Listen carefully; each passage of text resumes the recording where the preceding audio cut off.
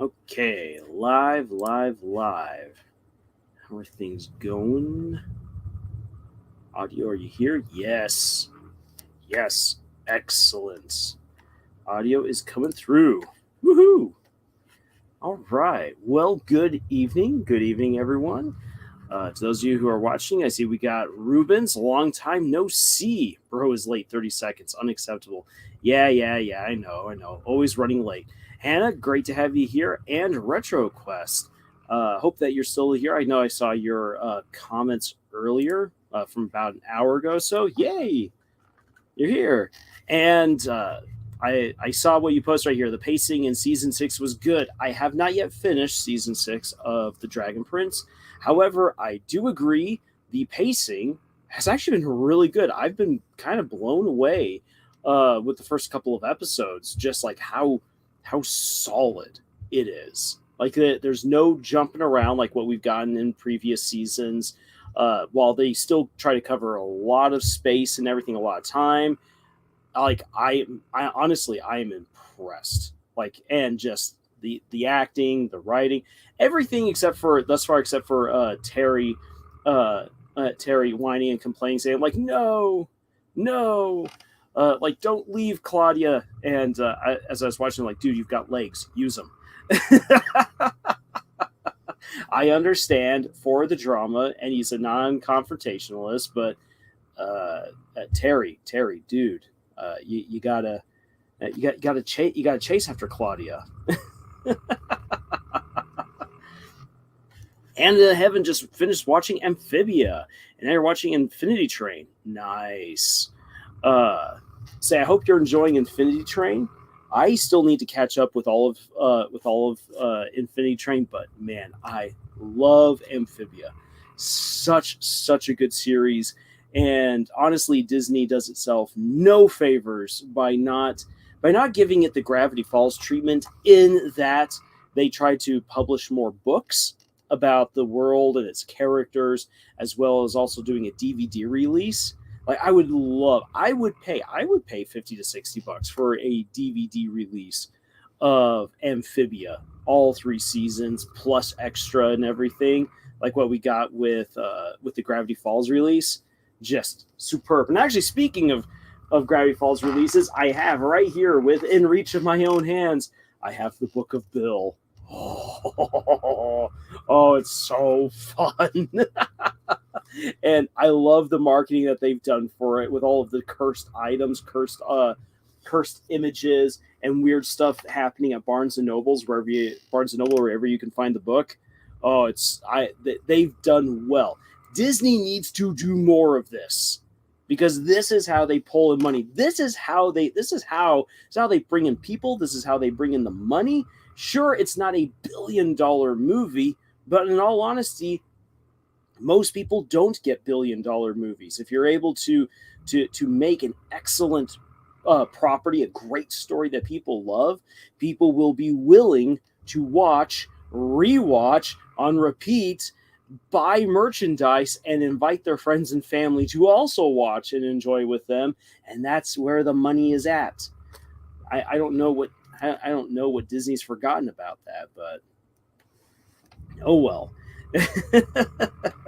So now that we've gotten started for tonight, what I want to talk about in our discussions and everything is I do want to talk just a little bit about the Dragon Prince here in a little bit, at least like my initial thoughts going into the 6th season, what I've seen so far, as well as kind of like taking a look back on the Dragon Prince, because much of how its story is told applies very well to the topic and the lesson for tonight, which is going to be pacing.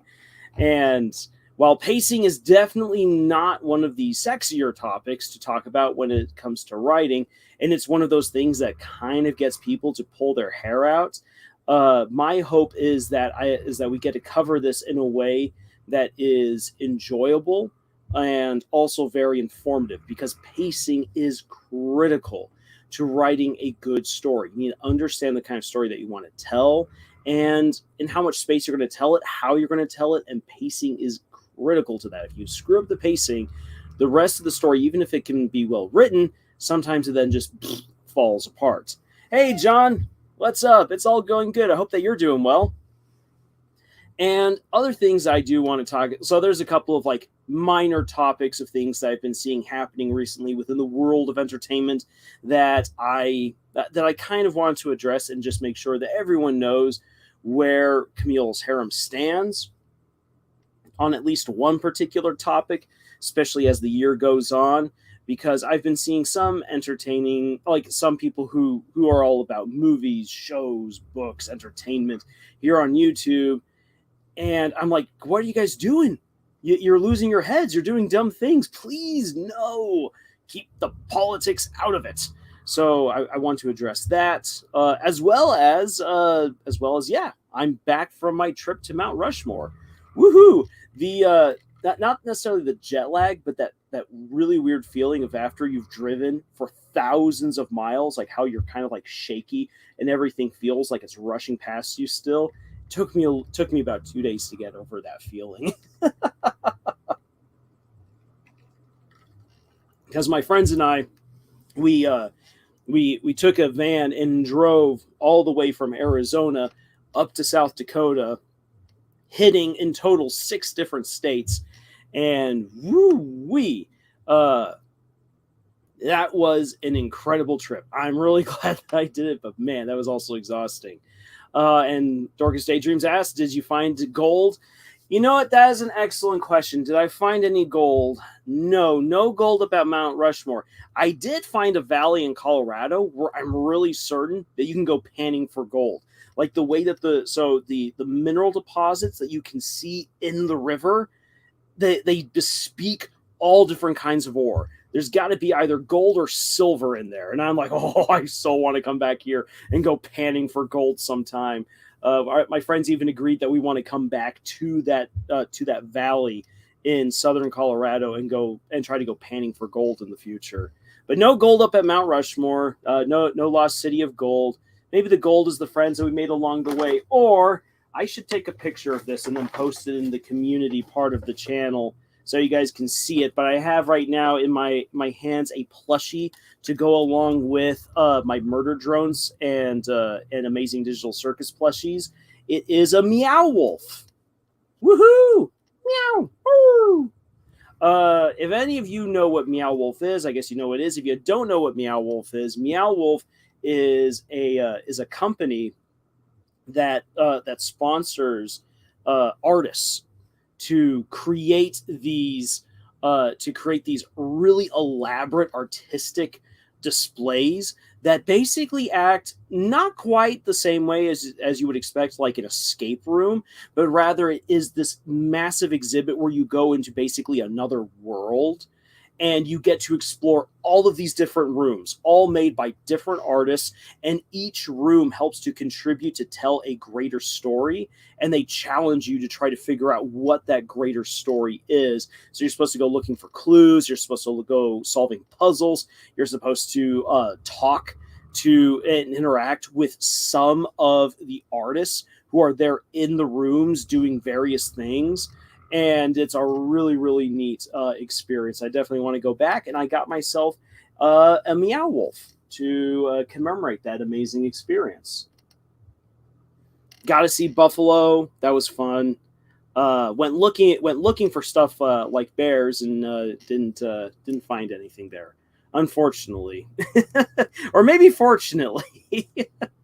And I got to freak out my friends with stories of skinwalkers. Which is really great when you go out into the middle of nowhere sometimes and you could go camping, and the stories of skinwalkers are fresh in everyone's mind. Hey, Roblox, don't worry, you're not that late. You made it here really just in time. Or not very far into this. Ruben says there's 7, but now there's 9 people. Yeah, there's no El Dorado in Rushmore. So great to see that you're here. And also, funny thing about going up to Mount Rushmore is that it looks really, really small until you're on the viewing platform, and then you realize just how big the statues of Mount Rushmore are. There's also just a little bit away from Mount Rushmore, there is the Crazy Horse Memorial, where basically they're trying to make America's own version of the Argonath. If you know what that is, if you don't know what that is, it's the giant statues in the Lord of the Rings movie where they're like, oh, these massive statues, and these statues are meant to keep evil out of the kingdom of Rohan, not of Rohan, out of the kingdom of Gondor. And the Native Americans are slowly but surely building their own variation of the Argonath, yet it's going to depict Crazy Horse, one of the chieftains who fought at the Battle of Little Bighorn.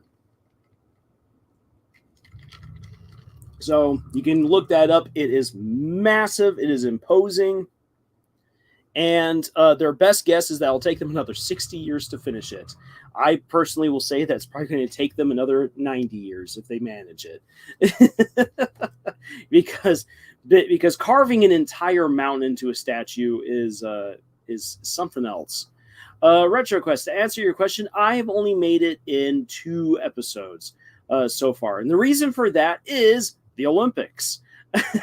I completely forgot about the Olympics until today, and I watched the opening ceremony, which was something else. The French really changed up your stereotypical opening ceremony for the Olympics, which was cool to see, and that went on for a very long time. And then there was just stuff to do. We're working on a book, taking care of stuff around the house, yada yada yada, trying to get dinner done in time for this live stream, failing at that. So I only got 2 episodes in for the Dragon Prince, but again, wow, those 2 episodes were really, really great. That is the strongest writing that the show has had since season 3. And season 3 was just phenomenal, and I'm really glad that I'm getting to see that mirrored again now in season 6 so far. So I've got high hopes for this current season. The Olympics go crazy. The Olympics are going to be fun, and one of my sisters is graciously sharing her Paramount Plus account with me, so that way I can also keep up with some of the stuff I want to see. Like, I want to see the ping pong games. I really do. I love watching ping pong because I used to play a lot of ping pong. And I also am going to check out America's very first rugby game if I can manage that, because rugby is not something that you would consider an American sport. So we'll see how America fares against Ireland. I expect that the Irish are going to probably clean America's clock. Well, you're in for a ride. It's the best season yet. Excellent. I am really excited. I love the way that the second episode played out. They could have gone really silly, but they didn't, and I'm happy for it. Sharing or sharing, whichever one is more benevolent. Roblox. That's the answer. Rubens, like USA, France, and Germany were cool. Brazil decided to go with jeans for some reason because it's Brazil. And Brazil I think they got the entire boat to themselves. For those who didn't get to see the opening ceremony, all of the nations that are participating in the Olympics did not march in like usual. Instead, they were put on boats and sent down the river in Paris. And that was something else. That was something else to see. And of course, the nations that brought more people got to have an entire boat to themselves. So Canada, America, Brazil, China, Japan. Actually, they put one little country at the end of the boat with Japan because they had just enough room. But Japan, Brazil, China, America, Canada, and France were definitely the largest that I got to see in the procession. I'll just read this again. I was stunned when I saw the title Despicable Me because I grew up so used to the title My Favorite Villain. I simply couldn't accept it as Despicable Me. No, it's so true. Actually, Rubens, a little funny side story. So for the musical Wicked, I never saw the musical or really paid attention to the music or the story or anything until I was in Germany and I listened to the music in German. The musical is phenomenal, but I got used to hearing it in German. So now when I hear Wicked in English, the music just doesn't sound right to me. I'm like, no, that's not the way it sounds. Why? So I understand where you're coming from with that. Darkest Daydreams, we got a new Mario and Sonic Olympics game. Really? I hadn't heard about that. All right. So that kind of catches us up right there. Let me take a drink. There we go. It's been despite the monsoons down here, and we have actually been getting good rain down here in Arizona. It's very hot and get very thirsty. Darkest Daydreams, no. From FIFA repeating the same game every 4 years. Oh, you said you're hoping for a new game. Okay, sorry, I misread what you wrote. All right, that'd be interesting. That'd be interesting to see a Mario and Sonic Olympics game being released. Right now, I know that there's a lot of anger and quote unquote controversy, and I definitely put that in quotations for the newest Star Wars game. I think that everyone knew that the upcoming Star Wars game wasn't really going to be all that much fun. And I'm just kind of sad to see that the Assassin's Creed franchise is self-imploding. While at the same time, there was a guy dressed up as an Assassin's Creed guy at the French Olympics, and was doing a whole bunch of really cool parkour while running with the Olympic torch. So that was cool. It's just dry in Idaho right now. Sorry to hear that, John. I like summers. Summers are meant to be good rainy times, even if sometimes people don't like the rain, because you got to get the rain sometimes, because otherwise then you just get it when it's all cold and slush wintertime. Yay. Okay. So moving on. Moving on from all that, let me just quickly get some of the stuff off of my chest. Where I'm like, it needs to be said, even if I decide no dedicated video to a topic like this, because this is not what Camille Serum is about. But it's something that should at least be that should at least be reiterated, so that way people know where we stand on this. And while I was going on my trip to Mount Rushmore, tons of things were happening in the world of American politics. For one thing, Americans need to get over themselves. Our politics don't rule the world. And another thing is that I feel that channels that focus on entertainment and storytelling like we do, we're not a place to talk about real world politics. If we want to talk politics, let's talk fantasy and sci-fi politics. I will discuss with anyone the pros and cons of the Alethi royal court. I will talk about the ridiculous way in which people can get their prime minister over at Trenzy Court. And I will discuss all of the problems in the politics of Game of Thrones. I have no problem talking about that kind of stuff. But here at Camille's Harem, modern day politics don't hold any sway on over us. And I'm really, really disappointed in seeing so many other content creators going all political. It annoys me. It annoys me to see that, because no, modern day politics don't have anything to do with what you're talking about. It's great that you have an opinion, and it's great that you're involved in politics. That's actually a good, positive thing if you're involved in your local and national politics. But a time and a place. Please do not bring that kind of divisiveness or bad hot takes, because we are all susceptible to bad political hot takes. Leave them at home in your own personal life, and when you're here on YouTube, if you're talking about stuff like storytelling like we are, that's what you talk about. Nothing else. Have fun with it. Excuse me. John says, I heard of a Star Wars series that George Lucas had that was set between episodes 3 and 4. I feel like that would have been a great time for space western.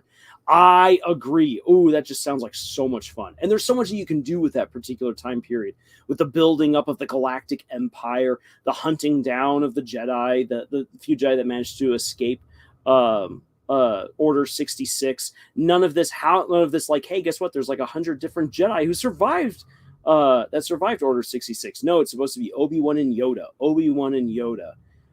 I kind of grit my teeth with Ahsoka surviving, just because the only reason why she did survive is because she is Dave Filoni's OC, and that's the only reason why she survived. In fact, George Lucas actually told him to his face, she's dead. She got killed in Order 66. That's the way it goes, because it's only meant to be Obi-Wan and Yoda at the very end when Luke comes onto the scene.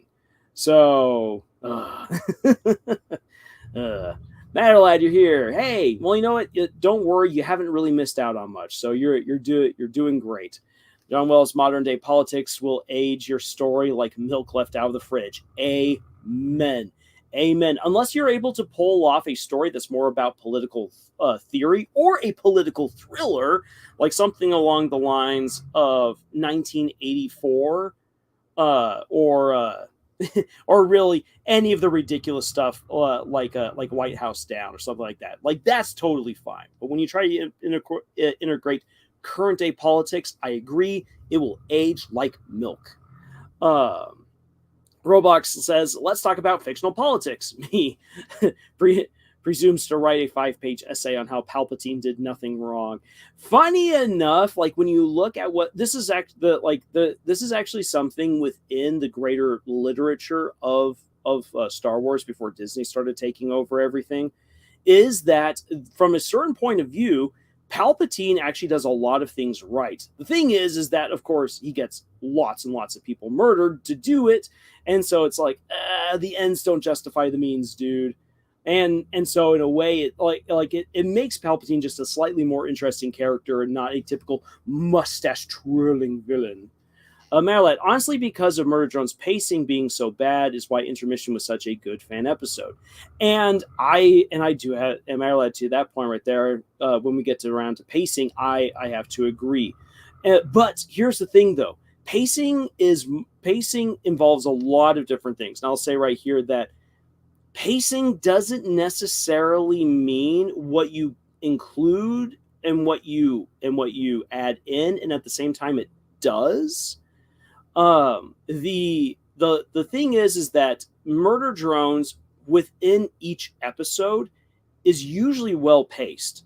The problem is that the general story of Murder Drones has definitely some pacing issues, because as you've pointed out, like, there's things that are missing, and when we want a story that is concrete and easy to follow, you want to think about what you're including and what you're taking away from everything that you know within your own story. The plot armor is crazy. I don't associate with politics. The plot armor is crazy. John Wells, with the Star Wars Western type show, you could have the main characters be a group of outlaws that are caught up in the middle of the conflicts. Yeah. And who doesn't like a great space Western? Definitely look up Firefly if you want to know what a great space Western looks like. Firefly is fantastic. All right. And Serenity is also a great movie. And I kind of wish I'd watched Firefly before watching Serenity. Okay, so What's Your Quest asks, what is Murder Drones, or is it exactly how it sounds? It is exactly how it sounds. However, Retro Quest, I would highly recommend that you check it out for yourself. Almost all the episodes are out right now that you can watch on YouTube. It is a great story about this young drone who is trying to push back against the system and free everyone in her colony from these murderous drones that have been sent by their parent company to wipe them out. And the adventure that she goes on is one that she didn't expect to have. An adventure of friendship, laughter, lots of gore, tons of murder, and secrets that are incredibly Lovecraftian in nature. It is an excellent Lovecraftian horror story at its core, though it might not look that way at first. So it is an excellent story. Yeah, I agree with you, John Wells. Nathan Fillion is just walking charisma. He absolutely is. He is such a fantastic actor, and I would genuinely love to see more stuff with him in it because he's so good. Viewer discretion is advised. Dorcas Daydreams has a point. Viewer discretion is advised for the later episodes. Honestly, I would say that you don't really have like anything that where you'd have to be like, is this okay for most audiences until you get to episode 5? When you get to episode 5, then you're like, oh, there is definitely some stuff that we got to talk about. And in episode 7, I was surprised with how much gore they got away with, according to YouTube's restrictions on what you're allowed to show your viewers. Marilyn says, like Uzi gets solver powers in episode 3, then bibbidi boppity boo, she's a master at using it before she overheats. Yes, and actually that is something that Liam himself has addressed as having been a problem. Part of that is that he had really, really wanted to at first lean into the vampire aesthetic while doing the series. However, a lot of the questions and world building and whatnot that he had prepped and intended to answer kind of got left by the wayside. And that's something that happens when you are constructing a running story like Murder Drones, where you are releasing segments and you're still working on the story as you go. Because as anyone knows who's worked, especially on a long-running story, that things change over time. This is one of the reasons why you can't just rely on a first draft. Because as you're writing, things continue to change. Things will evolve. Characters will suddenly start doing things that don't necessarily line up with what you had originally introduced them to be as. And so, if you still want them to do those things, then you need to somewhat alter their character previously, or you need to make sure that whatever cool stuff you just wrote, that you need to make sure that it is coherent with the previous canon that you've established within your story. And a long-running show that's constantly being worked on from episode to episode, and especially one in which all of the episodes blend together to actually tell a continuous story rather than just being purely episodic, it's so easy for that to just start falling apart and for you to make all different kinds of mistakes along the way. So Liam Vickers himself has admitted to that he fell into that particular trap. And that'll be something that I look forward to addressing in more coherent and concise detail once we get the entire first season. And then there's a chance for me to kind of go back, look at it, and take it all in. RetroQuest says, speaking of gore, a really good YouTube film is Logan the Viking or Wolverine. Something I can't remember. It's really good. All right, I'll have to go looking for that. I had work to do, but I'm back. Missed 20 minutes. Don't worry your head too much about it. So we've just kind of been getting the small things out of the way. Then John Wells says, this week I finally started writing my book. It's about a detective tracking a serial killer on a cruise ship in the 1950s, sort of a Seven meets Die Hard on a boat. Oh, that sounds really cool, John. That sounds awesome. I'd like to read that. And is the trap writing block? Writing block can easily become a trap, but writer's block is more a trap of the mind that you got to work your way out of. Rather than something that you write yourself into. You can write yourself into writer's block, and that normally comes about if you had like a really cool idea and then you lose the plots, and then you're like, I don't know what I'm doing anymore. One of the best ways of avoiding that is to have outlines of what you want to do with your characters, outlines of what you're going to do with your plot, and details about your worlds. That's one of the best ways that you can prevent yourself or at least preemptively try to stop yourself from writing yourself into a corner and thereby writing yourself into writer's block. That's my advice there.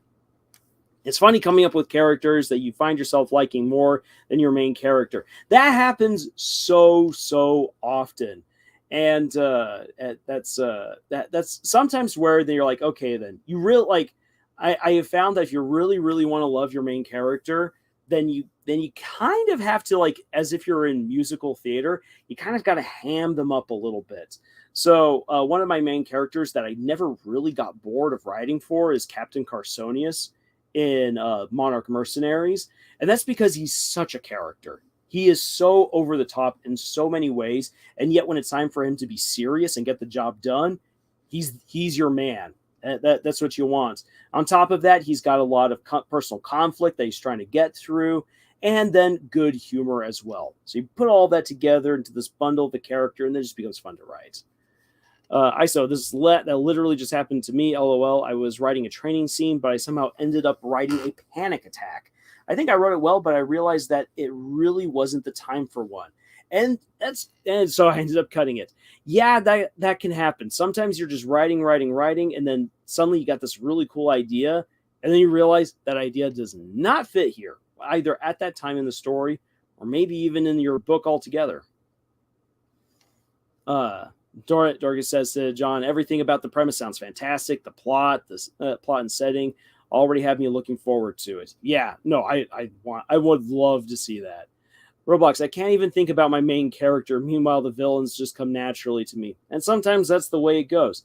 And every now and then, maybe you should just write from the villain's perspective. And then maybe that makes the hero the villain, and then it becomes easier to write the hero. John says, I guess I'm writing my main character as such a cold jerk, but his friend is more of a people person who's charming, which is how they balance out. And that's good. You want to have, especially like when you're writing a team, you want to have those opposing personalities, because that really helps to bring out just the potential in their relationship, and allows the audience to get something more than just a monotonous, like it's the same person. Which you want to avoid doing. It's so easy to write all of your characters as clones of each other, and that's something you always want to make sure that you avoid.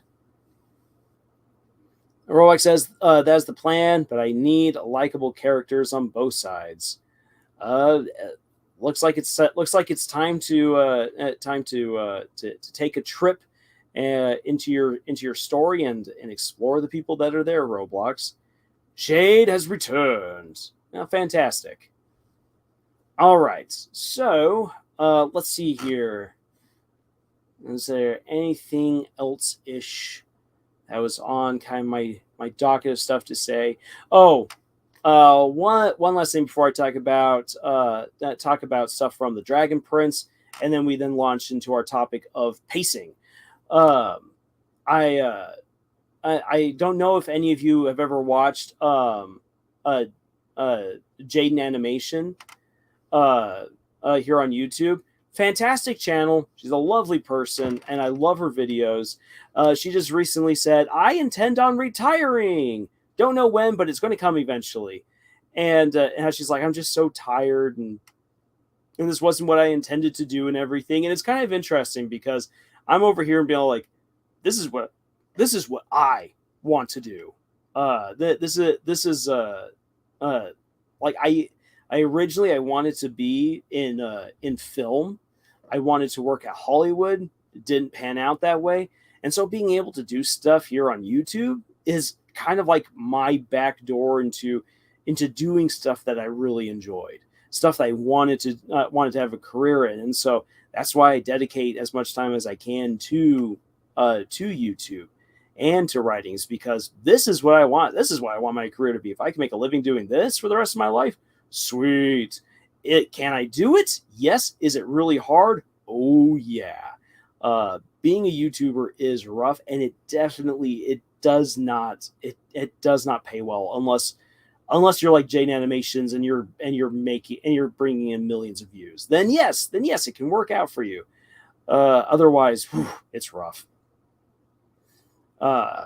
but yeah, it'll be sad to see her at some point leave. It's sad to see all these people announcing that they're retiring and leaving.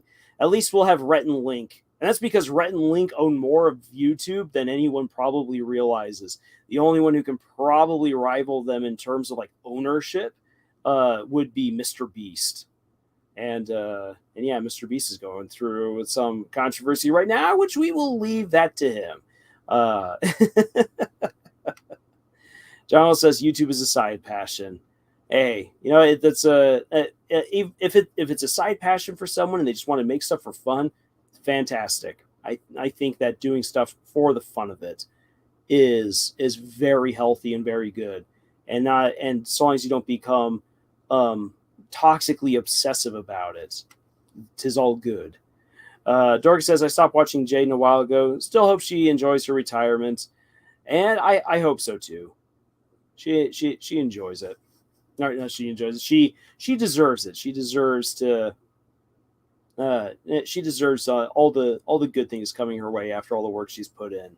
And the positivity that she has found within herself. So, with that all being said, I finally got all of my pontificating and whatnot out of the way. Let me quickly bring up the Dragon Prince. So, for anyone who has not yet seen this series, I definitely encourage checking it out. It is in many ways kind of a spiritual successor to Avatar: The Last Airbender. And that's clear because the guys who made Avatar: The Last Airbender, the OG team, made this. This is their baby. This is their project.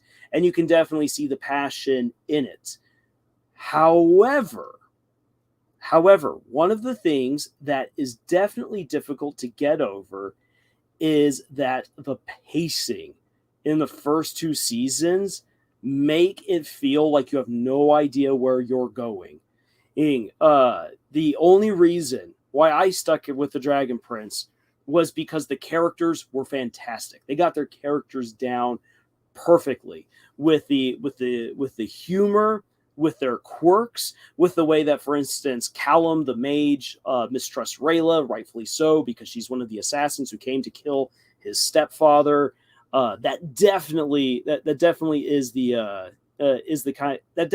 kind of stuff of drama that you would like to see. Enemies then turning to lovers, a crush turning toxic, a redemption arc and a fall from grace for some of the other characters. There's so much good stuff in the first two seasons as far as the characters go. But when it comes to the general story of, elves come and kill the king, and now the prince goes missing as the counselor of the king tries to take over the kingdom, and they've got the egg of the Dragon Prince. They got to go somewhere. It really doesn't feel like it's really going anywhere anytime fast, and it's hard to clock where it's going in the first two seasons.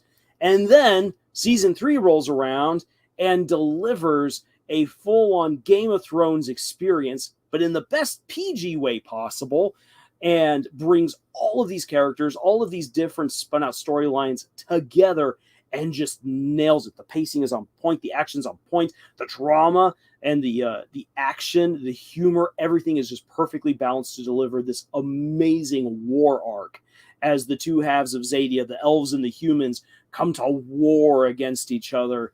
And what will the fate of the princes be and the fate of the Dragon Prince? Check it out. Season 3 is absolutely phenomenal. And then everyone got really angry with season 4 because there was a time skip, and time skips themselves are actually not a bad thing. The problem is that so much very important stuff happened during the time skip, and in order to understand that, you had to buy a bunch of books and other material in order to understand what was going on. And if you didn't get that stuff, none of this makes any sense. So now it's a couple of years, it's 2 years later, and suddenly and suddenly characters who you thought were together are no longer together. One character is completely losing it. There was just so many things. They're just like, wait, what? What the heck is going on? None of this makes any sense. Why did all of the good romantic stuff happen off screen? Why? and now we're building up to another, so far, really excellent season. I've only gotten 2 episodes in with the newest season, but man, it is right back to where season 3 was, with the amazing, with the pacing, the balance of characters and action, drama, romance, comedy, action, and just everything is being delivered so well that within like 2 episodes, like I was like, oh my gosh, I had to force myself to stop watching because I'd start getting ready for the live stream. So it was when a story demands that you keep watching or keep reading, that's when you know it's done really, really well. And when you're just excited, I'm talking right here with a big smile on my face because I'm like, I really want to see what happens next. So the Dragon Prince it's an interesting experiment in writing because it is so far from a perfect story. It is a story that has gambled big time with what it's done narratively and with its characters, and yet it has paid off in so many ways. And you don't normally see that happen with other stories, shows, or movies that take a gamble and then manage to pull off that gamble. Most people who roll the dice end up losing. And the Dragon Prince is so far a story that has rolled the dice and keeps winning. And how that works will be very interesting to fully analyze in the future. Mm-hmm. Let me quickly catch up on what you guys have been saying right here. So, Iso says he's been working on creating an alt account for our future animations. Yeah, you just got to work on that animating. And I love what Jaden actually said in her latest video, where she just said, I didn't know how to animate. So I just looked up how to animate and then started watching tutorials and then helping to teach herself. And it's an investment of time, and you're going to make tons of mistakes along the way. But if animation is what you want to do, the resources are there. Shade says, I have a problem with Dragon Prince. The world building is not very good, but still a good show.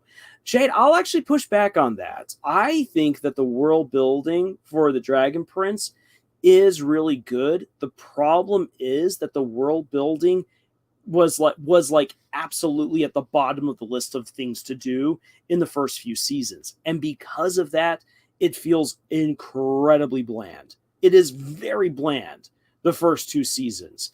Once the characters get to Zadia in season 3, and we begin to see the different cultures and kingdoms of the elves, how they interact, and then realizing that these people are not even united, that humanity could steamroll them, and then seeing how humanity bands together in their own weird way to fight against the elves. We get to learn about the history, the politicking, the magic. We get to see more of the magic finally being unfolded to us once we get to season 3. Season 3 delivered everything it needed to do, and it made the world become so big and so alive. Seasons 1 and 2 abysmally failed at that. But once you get into the world building of the Dragon Prince, it becomes very vibrant, deep, and fresh. And I like that. Is it on the level of ingenuity like anything from Brandon Sanderson's Cosmere books, or like the Dark Prism? No, none of that. But it was still good, and actually in many ways way more vibrant and interesting, and even in a way realistic than the world building that people love to laud from Game of Thrones. Game of Thrones world building shatters the moment that you begin putting it under any lens of scrutiny. The Dragon Prince, while fantastical and weird at points, weirdly enough holds up as opposed to Game of Thrones. Human domination, we are the greatest. We have greater numbers than the elves. Yeah, pretty much. Humans outnumber the elves easily. And yes, the time skip was bad. The time skip. And here's the thing: time skips themselves are not bad. Sometimes time skips can be very helpful. Like for instance, in Bleach, I don't need 2 years worth of Ichigo being bummed out that he's lost his Soul Reaper powers. Skip ahead to him being a senior in high school and then regaining his Soul Reaper powers. That is absolutely fine and cool. I like that. You don't need to spend your time there with the drudgery. Or when characters are going on a step in their quest, and honestly, there's not a whole lot happening on that part of the road, feel free to skip it. In fact, actually, that can be really interesting, where then later on, you then show to your audience a part of them on the road, and they're like, wait a second, aren't we skipping this stuff? But then something interesting or unexpected or important happens, and that then tells the audience, this is why I am pumping the brakes to not do a time skip, but to show you something, either about the characters, about the world, about the plot, that's important for later on. So time skips themselves are not a bad thing. It's only when you skip stuff that you should have been showing your audience, that's when a time skip is bad. Hannah says people don't read books anymore. Well, most people. Well, that's an interesting thing. There's a lot of people who do still read. And another thing is this, is that a lot of people nowadays kind of prefer to read through, for instance, audiobooks. And the reason for that is because we have filled our lives so much with other things to do. I love cracking open a book and reading. But I feel I'll be honest, I'm a victim of my own stupidity as well in this regard, where I'm like, you know what? I'm just going to do all these other things rather than sitting down and reading. And just the other night, I was having a conversation. I went back into the Fellowship of the Ring book, cracked it on open, and went to the chapter of Fog on the Barrow Downs. And it is such a great chapter. Tolkien is a wonderful author. And when you sit down just to read even one page, you're just like, oh my gosh, this is so good. I just now want to just like tune out everything else and just continue reading because it's so much fun. So if people were to unclutter some of their lives, I think that more people would actually sit down to read a book. Plenty of people love great stories. Plenty of people do love books. But there's definitely a trend towards more audiobooks these days because we've just made ourselves so busy. Human supremacy, politics, this doesn't sound like fiction. Some of the best fiction taps into Roblox. Some of the best fiction taps into things that people recognize from the real world and then can thereby be like, yes, I understand the theme there, or I understand the concept. Marilette says, I'm absolutely befuddled by how my friend knows what the show is, but doesn't know many shows that everyone and their grandmother knows about. It happens. It happens. Like, for instance, if any of you want to kind of roll your eyes or gasp about this, I have not watched Karate Kid, and yet I've watched Cobra Kai. Go figure on that. What are your top 10 favorite time skips? I don't have enough time skips that are my top 10 to really fill that out. I think that the time skips in Mistborn between books is really good. I prefer the time skip in Bleach after Ichigo defeats Aizen. I think that was a very smart time skip. I like the time skips in Stranger Things. I think that those are done very tastefully, and also because throughout each season you explore what you missed in those time skips, and that's done really, really well. I really do like that. Karate Kid is the best crime. No, Karate Kid. Yeah, no, I have not.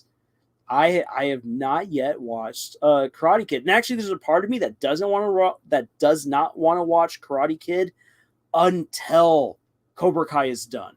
And the reason for that is because I kind of want to do like a little series or something, maybe in the future here on the channel, of like watching Cobra Kai from the perspective of someone who's never watched Karate Kid. Like, I know the general story, so I know. I know something's going on but what is it like to watch Cobra Kai, which is such a great show? It is, with barely any of the context. Does it hold up? And it does. Cobra Kai holds up as its own show, as its own story, even if you've never watched Karate Kid. And that actually shows just how good the writing is, that you don't need that background, that you can still learn what you need to through the duration of the story that you're currently watching and consuming, and that you can fall in love with these characters even without some of the necessary context. That means that these characters have been written and portrayed incredibly well. So Cobra Kai is in many ways an absolute triumph. So yeah, Cobra Kai, and again, some of the time skips that I agree that I would say have been good. Marlad, I use audiobooks because my dumb ADHD brain can't read 5 sentences to understand what I just read. And yeah, audiobooks work out really well for some people. Other people just prefer sitting down and reading from the pages themselves. Whatever works for someone. There's no wrong other than burning the book. There's no wrong way to read a book. Just like there's no wrong way to eat a Reese's. Okay, what's your opinion of Boruto? You watched it, read it, tell me. I tried reading Boruto, and I had to clock out. I could not handle it. Naruto is a great story, all on its own. I felt that it didn't need a continuation, and the characters just were not winning me over. So that's why I didn't stick it out with Boruto. I says I only watched Karate Kid because my mom made me, and I don't regret it. Hey, if I've heard it's a great movie, and almost everyone recommends it. So one of these days I will watch it, but I will. I think again I will probably do that after I've finished watching all seasons that they intend to do of Cobra Kai. John says I'm waiting for a Rocky spinoff series about Ivan Drago. I have heard that there's been talks about making that happen. I don't know where any of that is. In part because Sylvester Stallone is in charge, or he owns the rights basically to those kinds of stories. So he's the one who has to give it the thumbs up. And I don't know what Sylvester is doing with those stories. Boruto, best time skip is the best. Okay, well if you like it, then you like it, Shade. The Mayor Lad, not even that much. My guy would have heard of these the first time because of me. Like how? How'd you not know what SpongeBob is? That is a real question. If someone has gone this far without knowing what SpongeBob is, I am genuinely impressed and somewhat scared.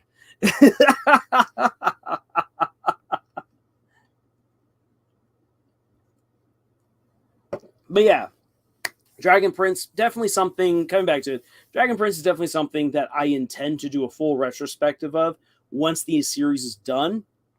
And I'm going to do my season review and analysis once I've been able to watch all of season 6. And I've also thought about doing a comparison between seasons 1, 2, and 3 to seasons 4, 5, and 6. Because as I talked about in a previous video, the writers tried to basically reuse the formula that had done so well for them in the first 3 seasons, but it worked out really well in the first 3 seasons because of certain elements, which those elements were not there in seasons 4, 5, and 6. And so it, once again, big gamble. Did the gamble pay off? We'll have to see, and we'll have to see if even though they may have won their gamble, was it the right thing overall to do? So that is something that I'm going to dive into here soon enough, though, again, I still have to do my review for Murder Drone's Intermission, which I definitely am going to be working on, as well as I'm already working on the writing advice that we can glean from the Acolyte, because it needs to be done. It needs to have one final retrospective to say, okay, look, we all understand this is absolute crap. What can we actually learn? And no, don't just do the opposite. Because if you go ahead and just do the opposite, you end up with Blade of the Conqueror, done by Shad Brooks, which according to my review, if I'm being very generous, 3 out of 5 stars. If I'm being brutally honest, 2 out of 5. And you could easily throw the book out the window if you wanted to. John says, sounds like Stallone's very much against a Drago spinoff. Okay, well, that's probably, unfortunately, then why it's not going to happen. Sorry, John.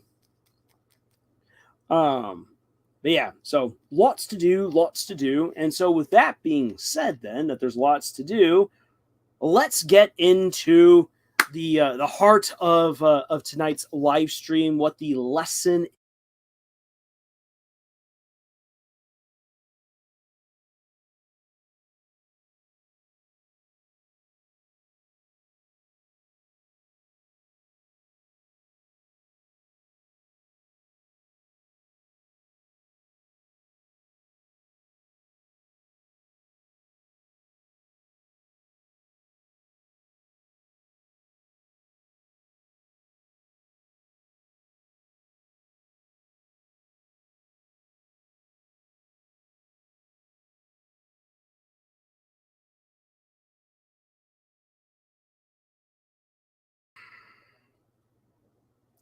All right. Let's see here if I'm back on.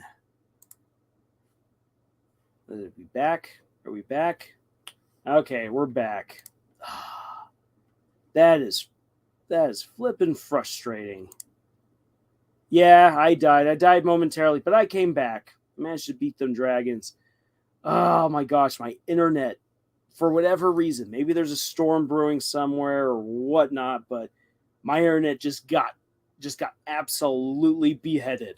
If a Dark Souls boss just got me, I just beat that Dark Souls boss, which is incredible because I'm not all that great at fighting against them Dark Souls folk. Hello, Lars. Hey, I'm Omega. Great to have you here. Oh man, I wish I knew what happened so I could try to prevent it. And then there goes all of the stuff that I had prepped, but at least I got this back. Okay, then. So I got cut off right around the time that I said that it was time to talk about what the heart of today's live stream is all about, and that is pacing your stories. The race, you must pace yourself. All right. Okay, so let's talk about pacing your stories. So, what is pacing? Pacing is the speed by which you tell your story. So, we're talking about fast, medium, slow, a mix up of that. Most stories mix it up.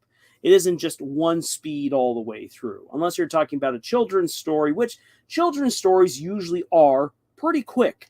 Unless you're talking about Redwall, which, one of these days I'm going to have to talk about Redwall with you guys. Redwall is probably one of the few slower kid stories that I've ever come across. In all honesty, Redwall should not be read by little children. I don't know why it's in the kids section. It is brutal. It is violent.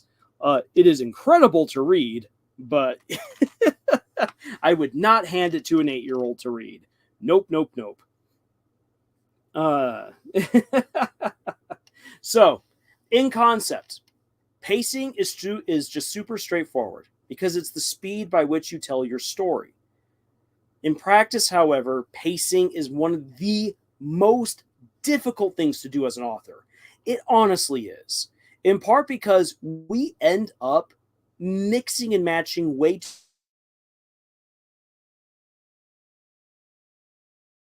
mixing too many speeds together with even sometimes the same paragraph that it doesn't make any sense. It just starts falling apart. And as John says right here, pacing is a balancing act. Too fast, you lose the plot. Too slow, you lose the plot.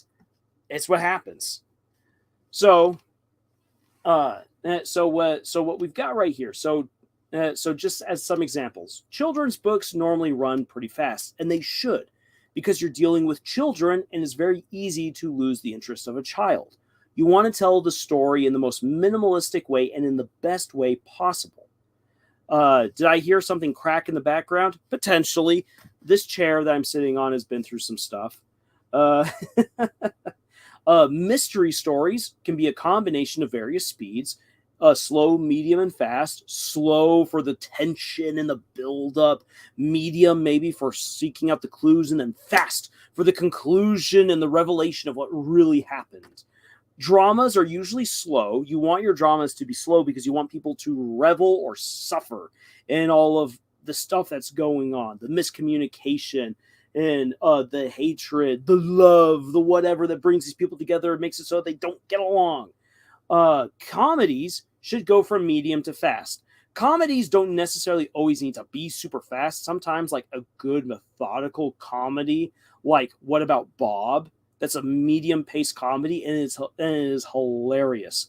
Monty Python, The Search for the Holy Grail, juggles it between medium and fast, and then something like Rat Race or It's a Mad, Mad, Mad, Mad World are definitely more on the fast-paced side of things because of how many characters you have, and you're trying to get those jokes and get the plot moving as fast as possible. Action stories, who knows? Action can have all different kinds of speeds, and it's whatever you need the action to be in that moment. Yes, feel free to take a screenshot. Also, of course, this is going to be on up here. I haven't done anything that should get the stream pulled down, hopefully, so you can definitely check it out whenever you need to. Shade asks, in your opinion, does Jujutsu Kaisen and Demon Slayer have good pacing? I think that the anime for Jujutsu Kaisen has brilliant pacing. Absolutely brilliant. Same with the anime adaptation for Demon Slayer. The manga for Demon Slayer, I think, actually has excellent pacing. The manga for Jujutsu Kaisen, as I've brought this up before, each time that you ask me this, the ending arc is confusing.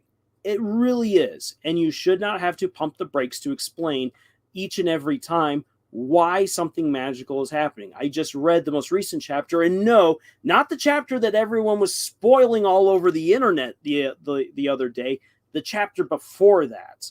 Reading that, the action was good. I was getting into it, yes, and then by the 9th page, pump the brakes, let me explain to you why so-and-so just passed out. I'm like, no! I know why he's passing out! You don't need to take an entire page in the middle of fast-paced action to explain why he just passed out. Gah! Someone needs to tell the mangaka to stop it! Please, just let the action flow. When the action flows in the manga for Jujutsu Kaisen, it is incredible. When they pump the brakes to explain what's happening, I'm just like, no, you don't need to do this. Take the mangaka who's making Jujutsu Kaisen and force him to read Bleach. Because Bleach does it incredibly well. Pacing the action with the explanation.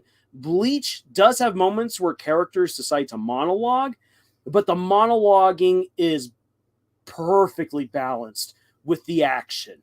And so it never feels like it's slowing down too much. It never feels like the brakes have just been pumped. It's just all like, you're in for the crazy ride, but we're going to take this turn right now, so we have to slow down so that way you don't go flying off the track. But you don't slow it down to the point of, why did we just stop? So please, Bleach. As much as I rag on the ending for Bleach, Kubo was brilliant at writing his action scenes. Holy dang, so good. John Wells, the most recent Mission Impossible had some pacing issues. There were many scenes that overstayed their welcome, and you had to fill it in the context yourself. Bottom line, the key is bad. Yes, you know what, though to what you're saying right there, John. Like, I would love to discuss with you at some point, like in real time, the most recent Mission Impossible movie, because I really did enjoy it. But yes, it's a movie that when you go back and you watch it again, you can see the problems right there. And you're just like, okay, so how do we fix this while still preserving all the cool stuff? I think that would be fun to do. I tell you, that's the exact problem I had in the earlier years of my writing. I recently found an old notebook that I used to write in. Good concept, but the pacing, barf. Yeah, pacing is difficult. And that's why I want to talk about it with you guys here. So I've presented to you what pacing is. It's the speed by which you tell your story, and depending on your story, it will require a different speed. Every story does this, and there is no one way to write an action story. And comedy, for instance, sure, comedy is faster, but it depends on the kind of comedy that you're telling. But yes, it should always be fast. Dramas should never go too fast. Otherwise, you lose the plot and you lose the characters. Mysteries combine all of that, or it can be one thing in particular, depending again on the story that you want to tell. And a children's book should almost always be a fast-paced story, no matter what story you're telling, because otherwise you lose your audience, which are children who have many other things that they think about doing, and they want to read a good story. Kids love reading good stories, but it can't be too long or too overly complicated. Otherwise, their minds begin to wander. That's just the reality of the situation. So pacing is best learned while practicing it. So what we're going to do is we are going to practice some pacing. I'm going to give you guys some examples of how to do fast, medium, and slow pacing. And then I want to see what you guys are able to do, what you guys can come up with. So pacing is controlled by the time you spend in any one situation, either a scene within your book or a chapter of your book. That will help you to control your pacing. This is controlled through your sentence structure, your word choice, the amount of detail that you give to any one scene or event or character, and the paragraph structure. Those things, sentence structure, word choice, amount of detail, and paragraph structure, are your tools for controlling the speed at which your story goes. So I'm going to give you guys some examples before I have you coming up with your own stuff that either you can share or you can keep to yourself. What the scenario that we're going to play with here is that a detective is looking for a clue hidden within a study. Or in this case, it's kind of almost more like the damning evidence, as you guys are going to see. But what I'm going to do is I'm going to show you guys the same scenario, written basically the exact same, but with different pacing. And then I want to hear from you guys, like what you see that makes one story go fast, one story go medium, and one story go slow. So let me take a drink, and then we're going to get going. Good drink. Okay. So, fast-paced. Here's our fast-paced example. Detective Dunwoody flung himself into the study. He needed to find Lady Germain's head. Inkwells, books, a bust of the king, and countless papers went flying. Next, he attacked the desk. The desk drawers soared across the room. He overturned the cane bucket and found nothing. He I misspelled right there. He even hazarded a glance up the study's chimney flume. Nothing. But it had to be here. Where else? See, again, writing right here. Where else would Lord Germain keep his wife's head unless it was in a private place he controlled? So that right there is the fast-paced writing. Other than Lars's bad writing, where did else would Lord Germain? That's bad grammar. Please don't ever copy that. And make sure that you've got proper words. He even hazarded a glance instead of event. What is it that you see right here that makes this fast-paced? What have I done to make this a fast-paced story?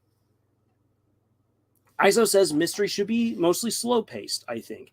And I agree. A good mystery requires that the audience and the characters seep themselves in the mystery, looking for the clues, trying to understand the characters, understand the motive, and everything like that. Because you're trying to piece all of these different details together, and if it's just getting thrown at you like a shotgun, just boom, here's all these different pellets, it's hard to bring it all together to understand what's going on. So usually a mystery should be slower paced, and we'll see how this scene plays out once it becomes slower. So John says there's stuff happening, there's physical movement, the scene feels urgent. Good. And what are those things that I've done in here to try to make the scene feel urgent? Dorcas Daydream says fast-paced verbs, exclamation, sorry, tripping over my own words right here, exclamation, and franticness. Yes, definitely, very good. So I'm using verbs to try to convey a sense of rush and anxiety. Like, he attacked the desk. The drawers soared. He overturned. He hazarded. Those are verbs that help to convey anxiety, speed, action. Roblox says there's definitely a sense of rush. Shade brings this up very good. Not enough time describing things. Very, very good. What does this room look like? Do you guys have any idea what this room looks like? Apparently there's a chimney here and a desk and stuff. But other than that, your own imaginations have to fill in everything. I'm giving you almost nothing to describe this. So Shade, that's excellent. That's an excellent thing to bring up. ISO says, you don't linger on any one topic for more than one sentence. It's a quick description that explains the scene in an immediate manner. Yes, excellent. So this right here is fast-paced. And you can easily see how, for instance, this might transition on over to writing a kid's story. So Sally needed to find her dog. Her dog, Bo, was a big, shaggy St. Bernard, and Bo liked getting out. Sally checked the fence. He could have cleared the fence, but the gate was open. Oh no! The gate leads into neighbor so-and-so's yard. So Sally went looking for Bo at neighbor so-and-so's. Boom, right there for a kid that's quick, that's easy enough to understand and to read. And there's nothing that's spending too much needless time for a child that isn't so much interested in how the grass feels or the color of the fence or anything like that. In fact, usually children's books have illustrations to give kids more details to help to get their imaginations running. Like, oh, I see that. Two of my favorite books, Mike Mulligan and his Steam Shovel, and yeah, I believe it's why, man, tell how much I enjoyed this as a kid. I just remember this. Sally the Steam Shovel. Not Sally the Steam Shovel. Sally the Bulldozer.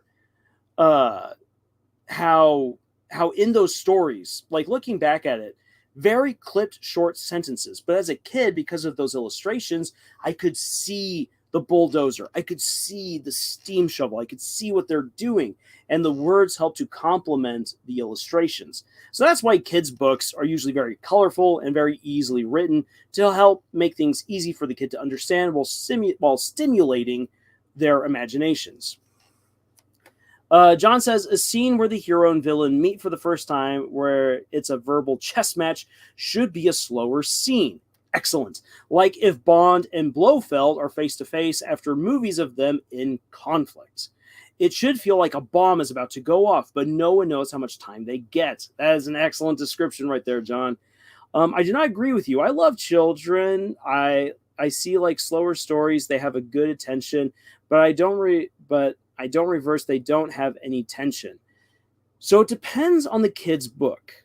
There are kids' books that don't necessarily, for instance, go at the level of like a 5-year-old, where it's like, see Spot run, Spot is blue.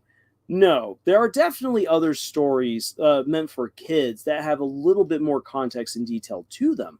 But again, children's books are written in a way that it's very easy for the kid to read. It's paced well, so that way they don't feel overburdened.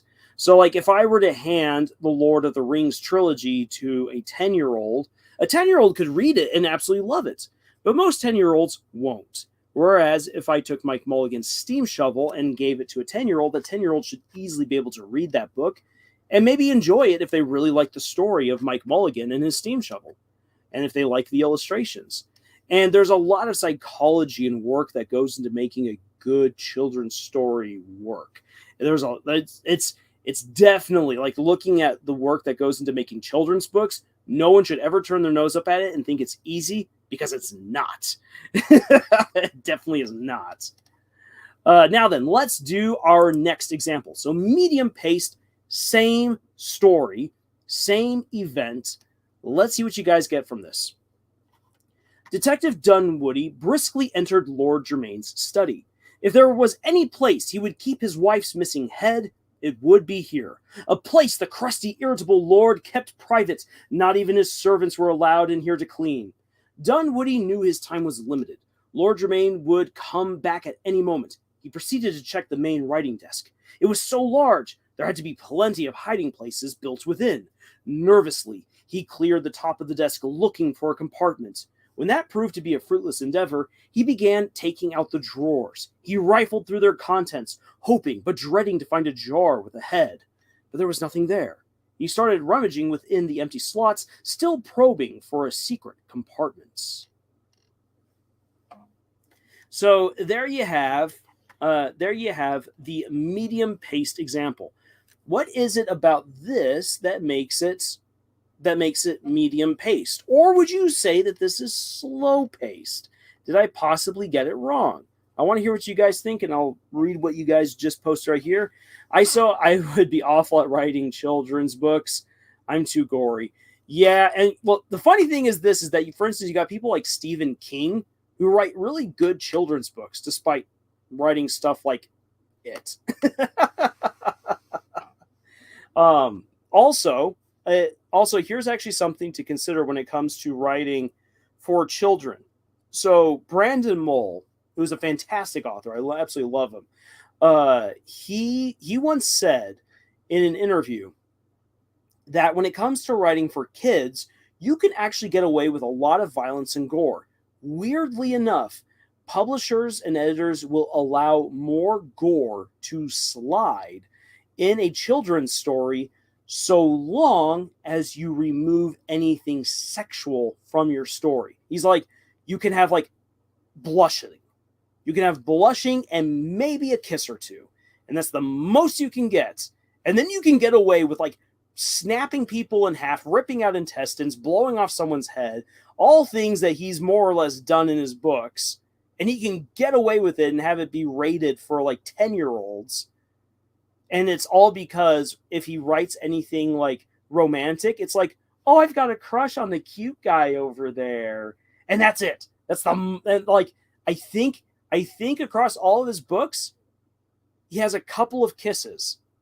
And most of those kisses aren't even romantic. It's more like oh my gosh, someone got cursed. The only way to break the curse is to have the cute girl kiss the guy. Okay, kiss the guy. So that way we can break the curse and we're moving on. And then boom, we're done.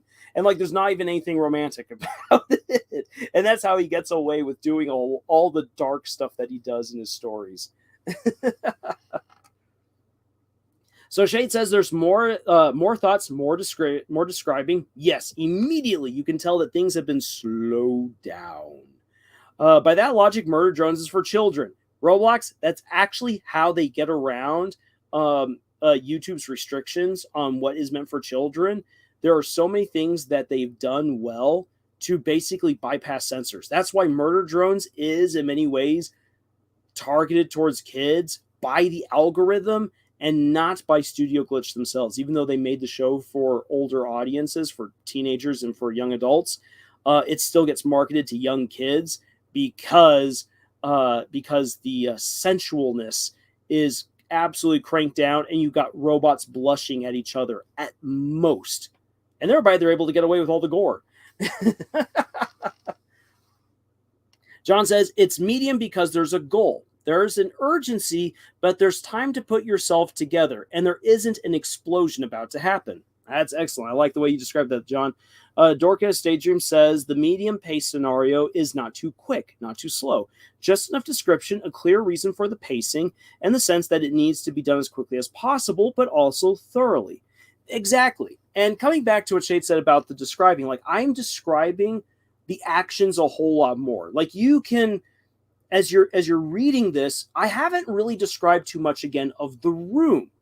But now you can kind of envision the desk a little bit better, hopefully, and you can envision what Detective Dunwoody is doing even more so. And then you're filling in the other details yourself. And it doesn't really matter too much what the rest of the room might look like, for instance, because you now clearly understand what Dunwoody is doing and what he's looking for. So that helps to slow things down, but it's not too terribly slow just yet. I'm Omega says, I've heard that the book series Animorphs had war crimes. Yes, it does. Yes, it does. And it has trauma. You've got characters with depression and trauma throughout Animorphs. And also in Warriors. Yeah, those book series get away with doing a lot of really dark things to their characters. And again, it's because they keep out the romance, or they keep the romance to an absolute bare minimum. It's a really, really weird rating system. I personally actually don't agree with it. I think that if you're going to make things a little bit more violent and gory, that you should up the age level of who's reading this. That's just me personally. I have no problem with that being written, and I've got no problem with that even getting to younger audiences when they're ready for it. But that's just me. But the American publishing apparatus feels that, hey, the only thing that's really naughty that kids shouldn't get is kissing. So no kissing, no lewd hand holding, absolutely not. All right, so hopefully by looking at this, you have a better idea of what makes a medium-paced story. So let's have a look then at slow-paced.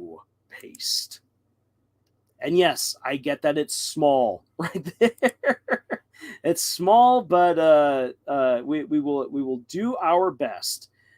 Iso says, I would say that the story would be medium paced because there's tension, but not haste, not much urgency, but still risk.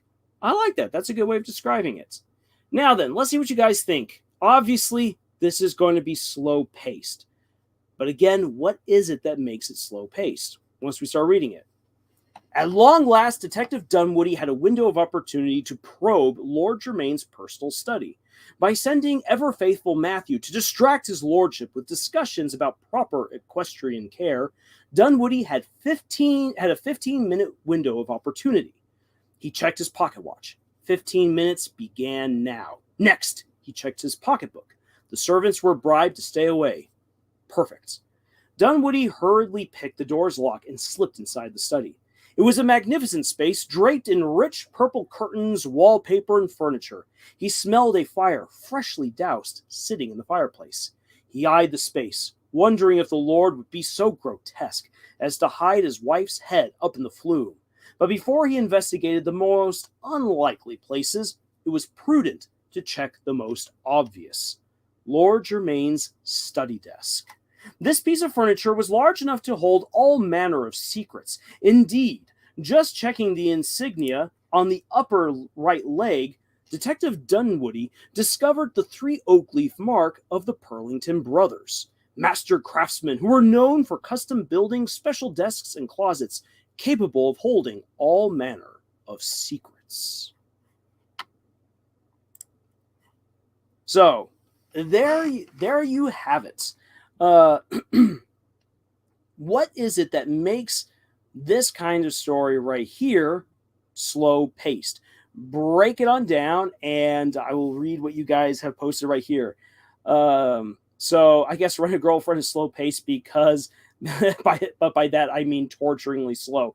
Yes, it is so slow, and that's the problem, is that a rom-com is meant to be medium to fast paced. Because it's comedic, we want to see character development, and we want to see plot progression and romance happen. Rent a Girlfriend goes way too slow. Please tease me, Miss Nagatoro. Brilliantly paced. That is a good medium-paced rom-com. It is bordering on going too slow, but because of the humor and the action that happens, it has just enough speed to squeak into that medium range, and you got to spend all that fantastic time with those characters, and it's so good. He sounds exhausted. He sounds like he has all the time in the world. There's very little urgency. Yes, even though I wrote down that he has 15 minutes, based on the amount of detail I've just given to you, it feels like this guy's got 15 hours in there. And even though I had some clipped, fast sentences, the overall feel of this excerpt makes it feel slow. So as Roblox says, slow, very descriptive, urgency is gone. Absolutely.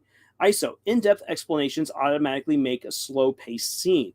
We get a vivid picture of what the room looks like, smells like, and even feels like. The atmosphere of the description appeals to our senses. Madeline points out how it's descriptive. Shade says, I feel like it does not have any bomb in it. More thoughts, more details. Exactly. This doesn't feel urgent at all. This is kind of on the pacing of what you would expect for your typical BBC murder mystery series, like Midsummer Murders. Midsummer Murders plots along at this kind of pace. Why? Because you're meant to immerse yourself in every stinking detail of what's happening. Dorcas says more description and context still includes tension. Yes, the tension is there with that very clipped second paragraph, and also kind of that punctuated Lord Germain's study desk. There are things in there to kind of help move it along so it doesn't feel incredibly plotting. But let's be honest, this is slow. As Anna Heaven says, building up context and stuff. Yes, Matterlad, he breathed in and out as his muscles moved his left leg forward, as muscles moved his right leg forward, literally taking 2 steps forward. Yeah, that is what we call purple prose. Purple prose is when you have slowed it down to molasses. One of these days we'll have to do, I think, like a video or something on purple prose, because purple prose are hilarious, and it's so tempting to write purple prose, but holy dang, it is the dumbest thing to read. It's so bad. I would maybe, let's see here. I might be more inclined to read most bad fan fiction. Not all bad fan fiction, but I might be more inclined to read most bad fan fiction than read purple prose. We'll do that sometime. A true purple prose video, because, it's so bad. So yeah, you guys get it all. This is slow paced. The sentences here are some of the longest that I've written in the adventures of Detective Dunwoody. You're learning all of these details about the space, about what's happening. I've now even introduced other characters into the mix. This right here, while I've not described everything in minute detail, you could very easily now envision Lord Germain's study. You can even probably smell it within your own imagination. You're like, oh yeah, I know what a fire that's recently been doused smells like. It doesn't smell as good as a nice crackling pine fire, or even long cold ashes. So depending on the person who's smelling it. But you can get all of those details now in your imagination. You're left with time to ruminate, to think, to just take it all in. And that's totally fine. A story like this, like if you wanted to read like a good murder mystery, this would probably be the pacing that you would expect for most of your murder mysteries. And that's absolutely fine. It might not be what everyone wants, and maybe that's not even what you're aiming for within your story. So now that I've shown you guys this, let me bring up at least a few other things that, again, just make pacing difficult. So let's say you're writing a novella. That's anywhere between 30,000 to 40,000 words. Easily done.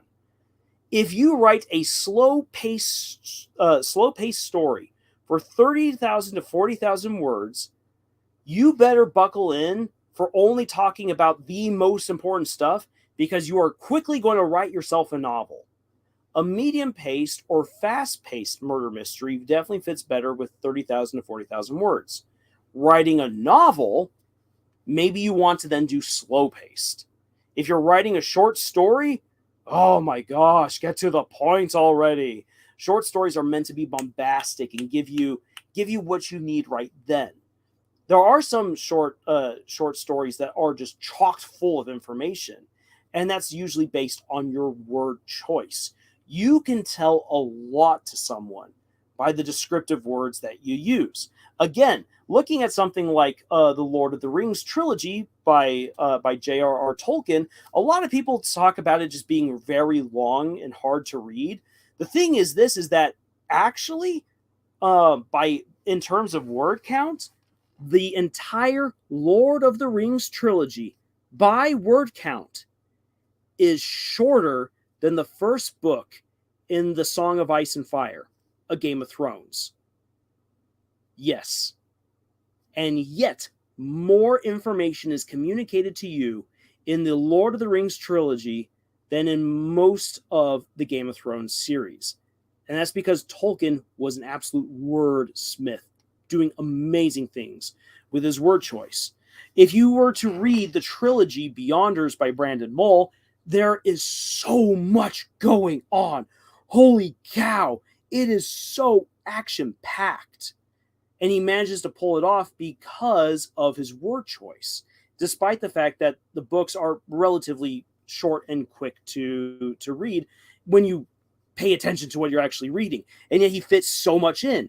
However, it comes at the cost of concrete description. So like when he describes Trenzycourt, that when they come to the kingdom of Trenzycourt, into the city of Trenzycourt, like when you try to imagine it, if I were to read for you guys the excerpt when the main characters get to Trenzycourt, we would all imagine something different because there's almost no description other than the barest minimum bones to help us envision this place. And that's just, again, a matter of pacing. What he decided to leave out in order to get to the action and the cool stuff quick. It comes at the cost of fully immersing yourself within the world, unless you are very, very, very, very good with descriptions. Dorcas says, I don't want to smell Jermaine's study if it includes a severed head. Yeah, no, we don't want to smell that. Shade says, we need you to do a video about your best fan fictions you've read.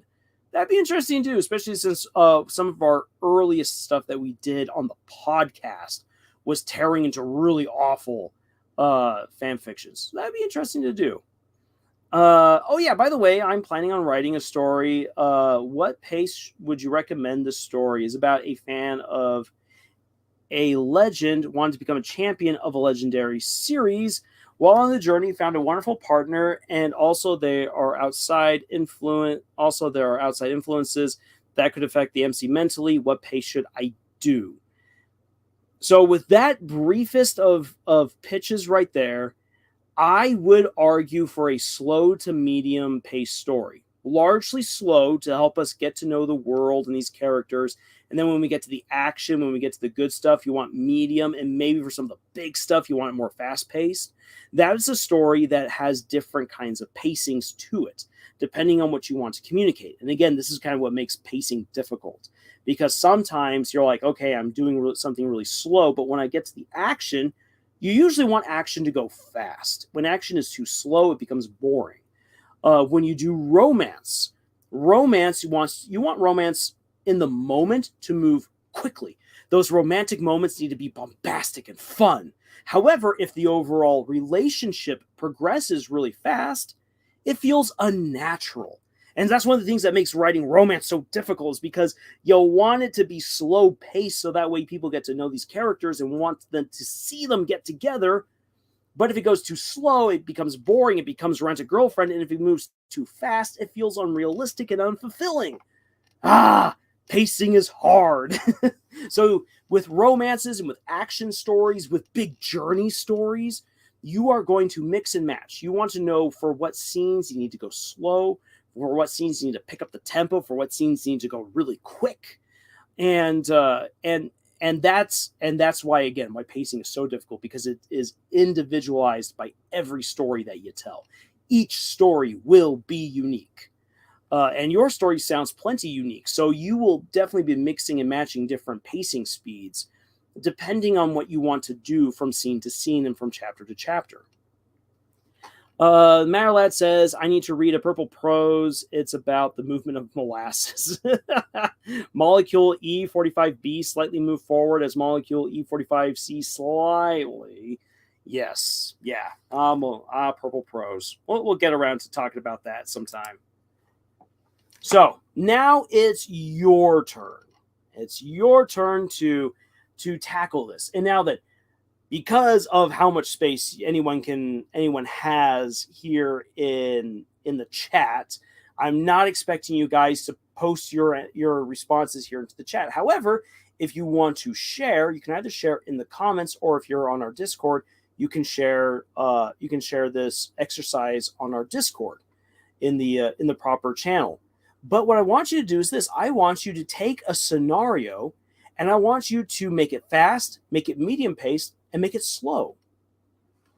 So what I want you to do is I want you to choose one of the following scenarios and write it fast, medium, and slowly paced. So you can choose to write a prison break, or you can choose to write about someone asking out their crush, getting really crazy right there. Again, romance is always difficult. You can write a space launch, make it fast, medium, or slow. Or if you want to be really invested in this, take a scene from one of your own stories and see what it's like writing it fast-paced, writing it medium, and writing it slow. And this might actually help you out really well with one of your own stories because, again, pacing is always something a lot of people butt their heads against because it's like, why? Why is it so difficult? How do I know what I'm writing is right? Try it out with your own story. Write just an excerpt. Like just how I did with Detective Dunwoody, that's just a couple of paragraphs. You don't even need to write out a whole chapter. If you want to, you can definitely do that. But you can write out just that one brief scene, a couple of paragraphs, really fast. Try it out medium and try it out slow. And then you can see for yourself what actually works best for your story and for your characters. Because once you write it and then read it, you're like, oh, this flows really well with what I want to do. I think this is the pacing that I need, at least for this scene, maybe for this chapter, or even for the whole story. From Shay, Dave was watching his brother devouring his father. The father raised him. He loved him, but they have to destroy him because he stole the heart of the world. Dave, he will kill his brother. This is his fate. Oof. Well, there's a nice fast-paced introduction to your story right there. Poor Dave, poor family. Fate's cruel to this guy.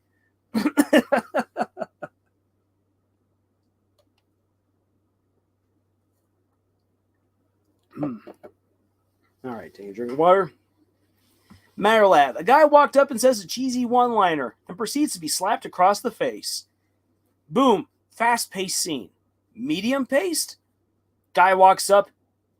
Actually write out the cheesy one-liner. Boom, gets slapped. Slow, describe the guy walking on up. His cheesy one-liner. Who is slapping him? Dorcas Adrian says, I've already got so many ideas for this one exercise. My mental cogs are turning. Excellent. That's what I want to hear. That's what I want to see.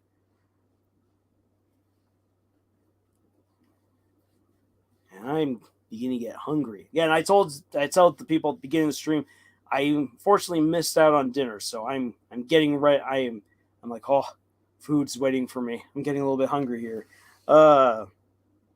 Chad, who needs romance when you have family? That sounds like a Dom Toretto thing. I don't need romance. I just gotta have family. I take my family 1/4 mile at a time. Family. Okay, Dom, we got it. Family. Okay. This is why we're up to movie 9 or 10 now, and you've got such a huge supporting cast, because your family's gotten super huge.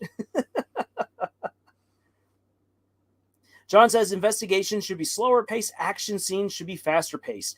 And yes, investigations you want to be slower, action scenes you want to be faster. However, and here's a little bit of a however, an investigation can be fast paced when something bad is happening on the scene and evidence could be lost or a suspect is on the run. And so then you want to speed things up for that one particular scene. It's okay to have that burst of action.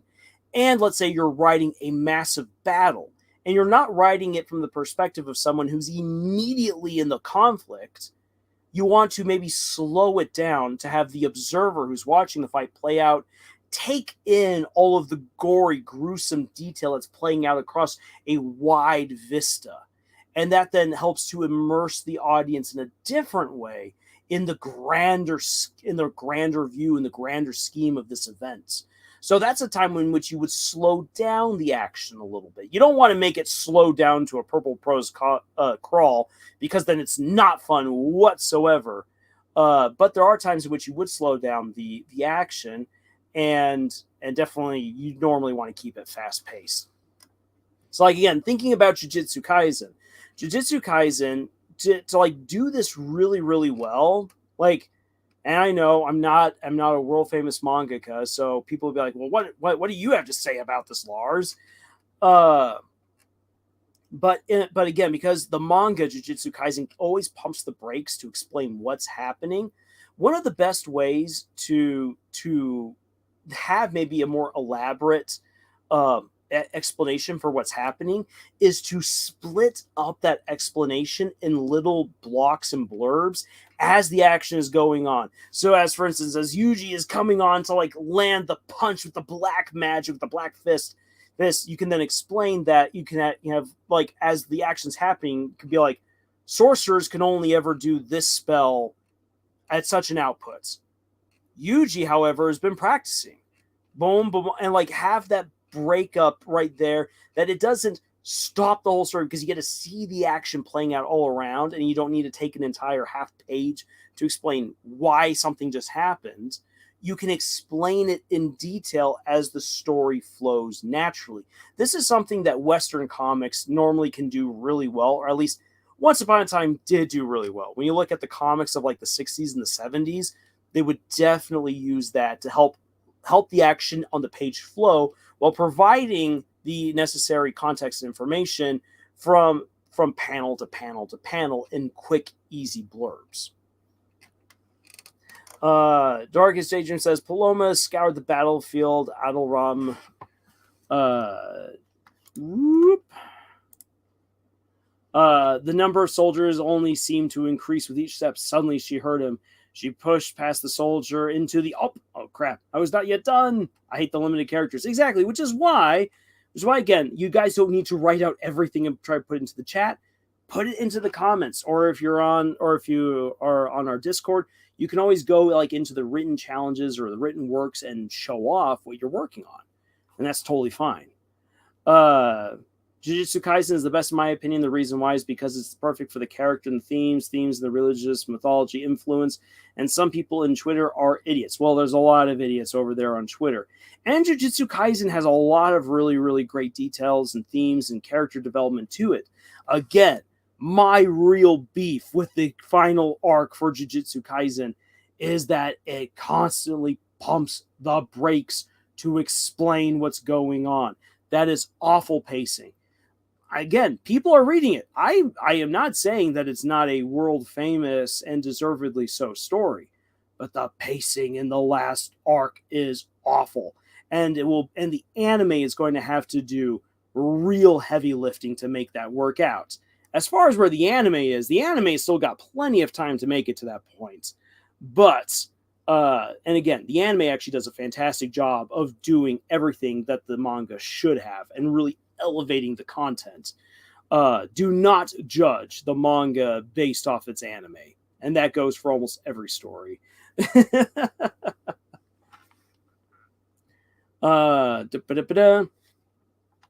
Roblox, as I rushed out the door past the guards, they shouted, "Stop!" However, instead of slowing, I ran as fast as I could. I could hear them bolting after me in the distance, but it was too late. Excellent. That's a great short prison break, and it gets everything that you need that you need right there. That's really well done. Frisk was practicing a sport, lacrosse. Suddenly, they swung the stick so hard the ball rushed through the grandpa's window. Frisk's expression was wide with disbelief. No worries, Hannah. You're doing a great job right there. So that right there, I like that. That is some good description. That's obviously part of a much larger scene that's playing out right there. So we're getting some good description. Get into Frisk having like, oh crap, I just did something bad, and now we got to go and we got to check in on Grandpa on their window. That's all good. Dorcas, I'm going to Discord for this. Excellent. That's a great place to go to share what you got. I'm Omega. So I want to write a No Evil fanfic series that has two storylines where the A plot are short stories that are flashbacks, while the B plot is the main fork users or the main focus, being hunted down by a rogue faction. mostly knuckleheads from the user's own species. Interesting. Huh. Okay, Omega, I think it sounds pretty interesting. Let's go, keep on rolling with that. So me who read Brain Frog. Hey, Brain Frog happens to us as well. The story I mentioned in both sports politics story is focused on both bad governments, dictatorship, and also focuses on people who don't care about legacy, but only wanting to win at any cost, even if it means playing the gray area of the rules. Ooh, very interesting. I like that. And then Marlette, okay, I put in my thing to this challenge. Alrighty. So for those of you who are on the Discord, I look forward to seeing what you guys post there, because I think that's going to be really, really interesting. So I said, now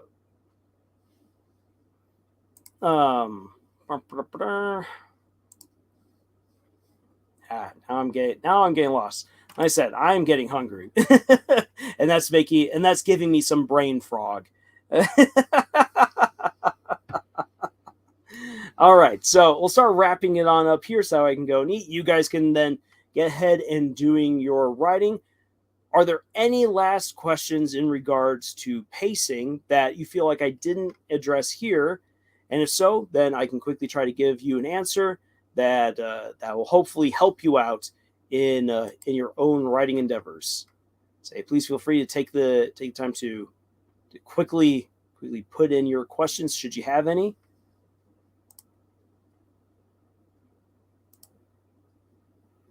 And Marla, it's in writing challenge. Okay, excellent. Rolex, this is for number 2. They walked towards each other, but once they reached each other, not a word was said. It was as if they were waiting for the other to ask the question. All right, very nice. What is the best pacing for video games? That depends on the story. There's the answer. That's honestly the best I can give you there, Shade. It depends on the game, because each game is trying to tell its own story. If you're going to go, for instance, like something with Elden Ring, sure, there's the like if someone wants to try to speedrun it, they can, but they'll never get as much out of the game if they just try to speedrun it. It's a story that's meant to be experienced slowly. Then you have something, for instance, like the Coffin of Andy and Lele, which is meant to actually, like, it feels slower paced, but it's actually a very fast story, a very fast game. You get plenty of great detail and information, but it's somewhere in between medium and fast. Then a game like Deltarune. Deltarune is a game that you can try to speed run, but it's also one that you enjoy more if you take your time. It's more of a medium to slow pace. Undertale even more so. In fact, I would argue that Undertale can only be really enjoyed if you're playing it slow. And that's the way it was kind of made to be, is that it was meant to be a game that you immersed yourself in, rather than just simply trying to speed your way through. So it all depends on the game. The story dictates the pacing. How could you smoothly transition from one pace to another? Okay then. And I asked that as well. So we don't talk about Andy and Lele. Oh, we do here. So when it comes to transitioning from pacing, one of the ways in which you can kind of set that up to work well for a transition. So if I actually click back over here to the slow pace, with all of the detail and the long-winded descriptions, there are sentences that are clipped and short. By already introducing your readers to the fact that you can write quick and clipped sentences, it makes it so that way then when they actually see that later on, it's like, oh, okay, this doesn't feel weird, like it was copied and pasted from someone else. Like this obviously was Lars writing this. And you can easily set that up also within the context of your story. So for instance, if we're talking about an investigation, as John wrote earlier, investigations are usually slower paced. So you've got the characters, you've got your detective or your group of detectives working a scene, talking to people, and as they're checking stuff, let's say that one of the witnesses suddenly bolts. Like, so, oh my gosh, so and so's running, quick, go! And suddenly you, like, because you've set it up, they're questioning people, and now suddenly someone runs, boom, invitation to go fast because you've set it up. Another way in which an investigating story can suddenly become quick paced, or at least faster paced, is that it's like, okay, we're here at the murder scene, or maybe we're here at the scene of like a theft. We're doing our thing, yada, yada, yada. Oh, look, someone's refrigerator is somewhat open. And I wonder what happened here. And then they check the refrigerator and a dead body falls out. Like, oh no. And that's not something that, like, in many times there have been authors who have written that moment and have made it so long and laborious that you actually lose it. Like, you lose the fright, and so the idea of a body tumbling out of a refrigerator is just lost on you. But instead, it's all like, after you've been long-winded, so and so opens up the door, and a dead body fell out. Gasps were heard. Or someone was like, "Oh, I wasn't expecting that." Like, you have someone then give like a snarky response. He's right. People quickly crowded the body, checking it, looking in the refrigerator. How did you stuff a body into the refrigerator? And so by having inflection of tone, of feeling, and short clipped sentences help to transition you to a different pace. Or let's say that you've got your characters, they're on a fantasy quest, and they've been out on the road, and the road is nice and slow, and you have your time to laboriously explain the world and the flowers and the bugs that pollinate these flowers. And then when they get to the city is hustling and bustling. Everyone's in commotion. And suddenly the characters can't take things slow. The atmosphere of the setting sweeps them up, and now you can start changing the pacing of the scene. Or as the characters are on the road and everything is going slow, a group of goblins suddenly ambushes them. Now that we're in an ambush scenario, you start to transition rather than just simply being like, like he pulled out his sword, he slashed off a head, blood went everywhere. Then a goblin started gnawing on his ankle, he stomped and crushed the head. Like, you could do that, but then it's such a whiplash. Rather, instead, as you've been slowly talking about what's happening, the ambush happens.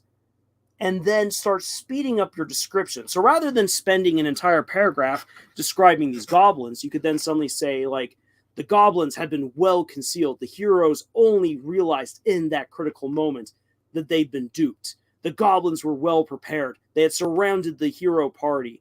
They came armed with spears and with knives. Many of them had bows, so they were far away and would be harder to hit. The leader said, "It's about time," and drew his broadsword as the first arrows were loosed.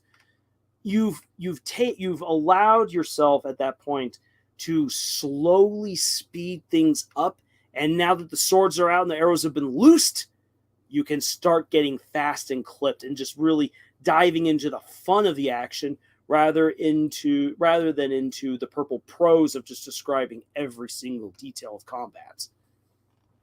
So I hope that gives you at least some idea. Like, there's times where you can easily just flip a switch, and because you provide the context, you can speed things up.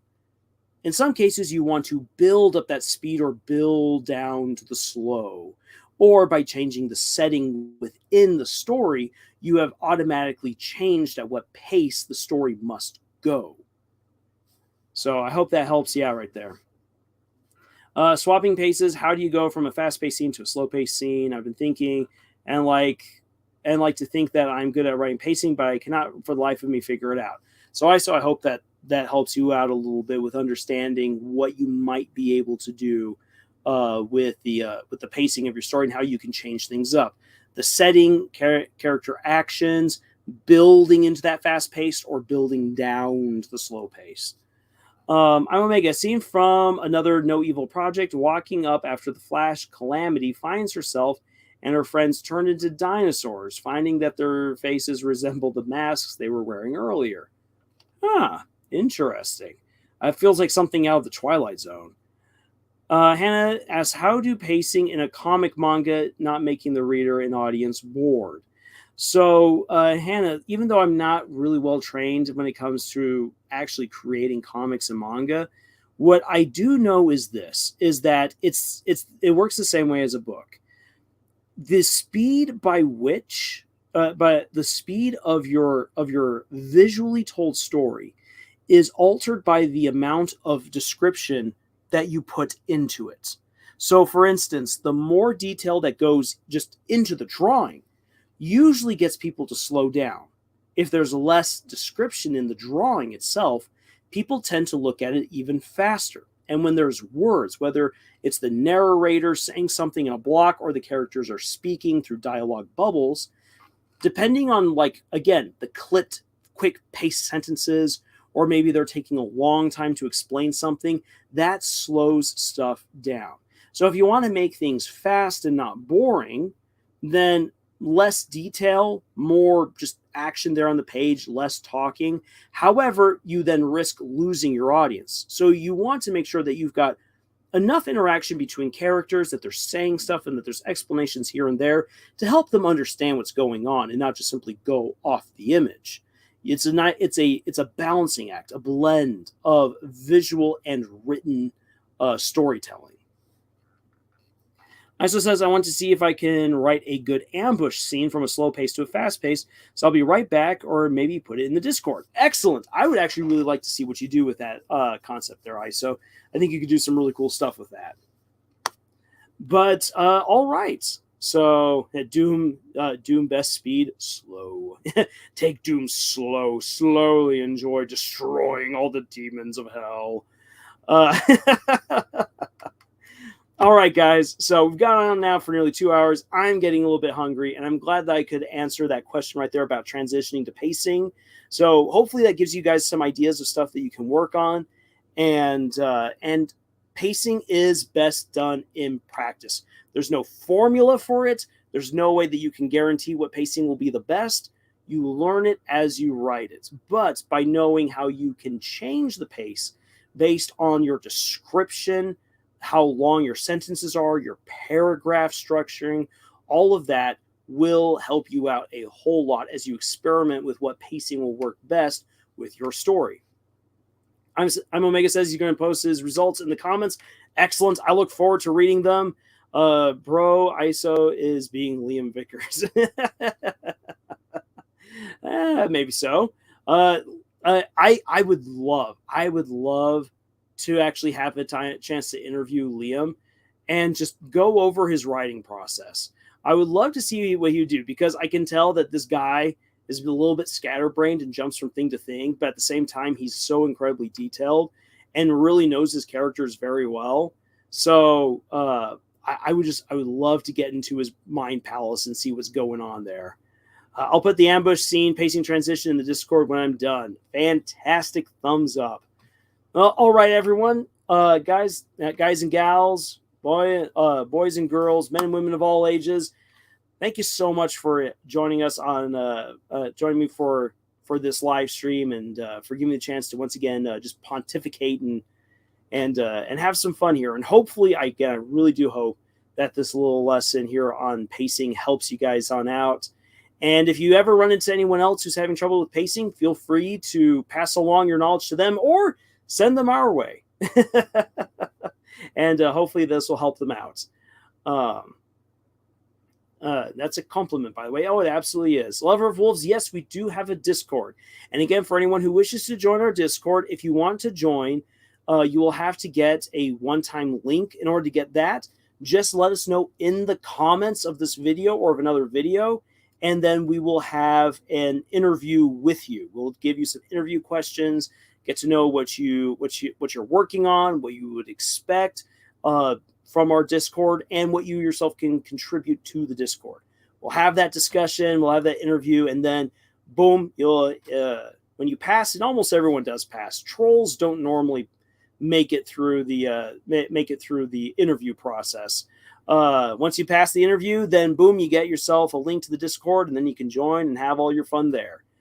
John Wells is very informative. Awesome. I'm glad that I can do that for you and John, you also contributed some great insights as well. Thank you very much. Actually, everyone who did comment and contribute in the chat, you guys have been awesome as always.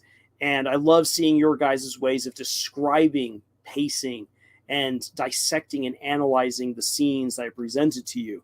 It was very interesting. It was different than how I might have worded it, and yet it was the exact same thing.